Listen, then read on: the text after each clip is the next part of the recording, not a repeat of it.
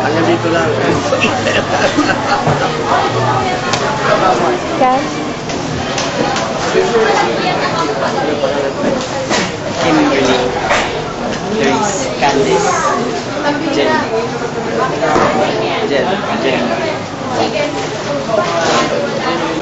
So we are now with one of the constitutional commissioners, Sir June Catan.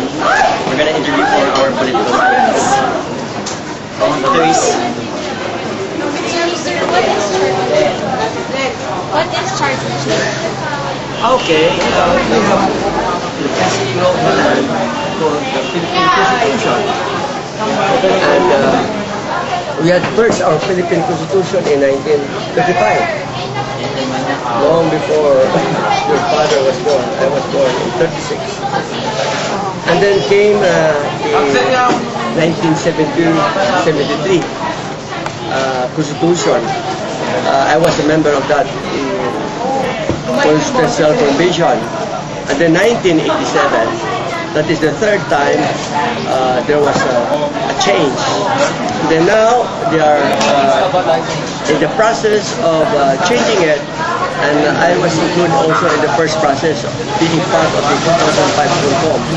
So in short, when you make changes, let's say either amendment, there's a debate about amendment, or whether it is just a substitution, major amendment, or minor amendment, or you call it, is still change. That is charter change. Thank you. What do you think are the benefits and the detriments on the political scales of government of the parliament reform of the government?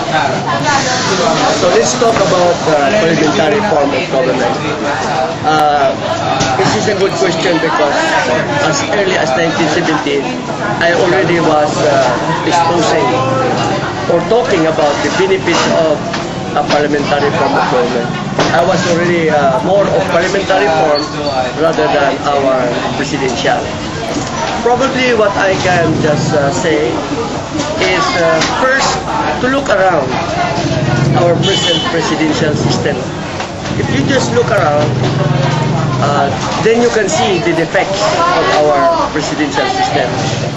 If you look closely, you will know that there is really a big gap between the haves and the have-nots. Okay, and I think there is even a big gap between a nation and versus our neighbors who are doing and following the parliamentary form of government, like Malaysia, like Singapore, and even like Vietnam. And of course, even China is, well, communists still follow the parliamentary form of government. And of course, Japan. And they are advancing, they are progressing. So that is one. The other, of course, I would like to mention is the serious problem of always cases. We call that gridlock. G-R-I-D-I-L-O-C-K, gridlock. When there is this agreement between the Senate and the Congress, and of course sometimes with the office of the President of the Philippines. So there is always long time spent in enacting laws, okay? And many times it is just a duplication of the efforts of the House and the Senate. So it's double expense. And of course, it's a big double expense on the so-called pork barrel. It is so hard to maintain two houses. And so we have to have a decision. Shall we change the present presidential unicameral or to a parliamentary? Under the parliamentary form of government, there will be only one unicameral form. So there will be no more House or Congress, there will just be one parliament, we call it. And under the parliamentary system of government, the head of state is the Prime Minister. And the Prime Minister is chosen or elected from members of parliament. Now, what is the presidential? In the case of presidential, you choose the president from among the candidates, and the people will be the one to vote for them. And so here is the problem. If suppose during the time that the president is administering or being president, and there will be questions about the way she ran, it's very hard to remove her. And so that's why we resort to coup d'etat. And there were several attempts, or revolution, coup d'etat. And that is a very expensive process. Very expensive because we have to go to the streets, we have to march, and as we all experienced in '86, sometimes blood are even spent. Now, what happens if it will just be parliamentary form of government? Those that put the Prime Minister from among the members of Parliament can also remove him easily. He who puts somebody can also have the power to remove. Now, if it is the people who puts in the president, very hard to recall, to remove. Okay. So, in the case of male parliament, since it is just the members of parliament that puts him there, it's easy to remove. So, here is now the main advantage. There will be what we call security of this running of the affairs of government. Because even if, like in Thailand, the Prime Minister is removed, they can right away replace. Whereas under the presidential, it's very hard. So there is what we call so-called tenure of office, continuity. But here is another very good advantage of a parliamentary form of government. The so-called responsibility. Main word, responsibility. There will be always a question hour every month where the members of the parliament, like now, we will now call them probably heads of ministers, the ministers instead of department secretaries. If any time during the question hour they are not satisfactory, they can be removed also anytime. Right now it's very hard to remove. So there is always what we call responsibility. Now that's one.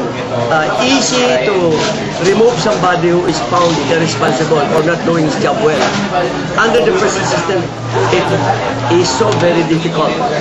You have to force it to the president, and if the president do not like to do something about it, there's nothing the congressmen can do or the senators can do. Okay? That's why it's called gridlock, disagreement. There are many other advantages, but I think those that I mentioned are the main advantages. I would just maybe sum up in the following.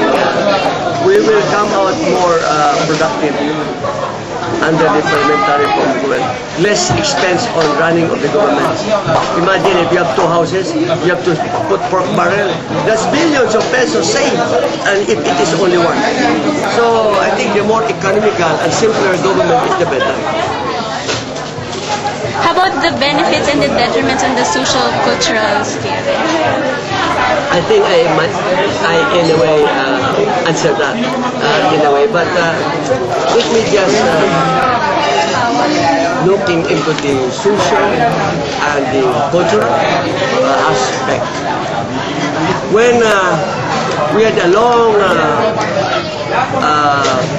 experience of presidential system, and during election, nobody, especially election, I'm talking of election, number one, nobody admits that he lost the election in our country, and that is bad to our culture. You are too proud, you are not too humble to accept defeat. I have not known of any candidate, especially president, who admits and concede, I lost it. He always file what we call recount, complaint. There is what we call office of the presidential tribunal. Always there is also congressional tribunal just to review whether he won or lost. And that is a very expensive process. That is affecting our culture of being not humble enough to admit loss. And then the other one is vote buying, expense. Do you not know that it takes, not just, it takes billions of pesos to become president or vice president. 800 million pesos just to become a senator. Okay?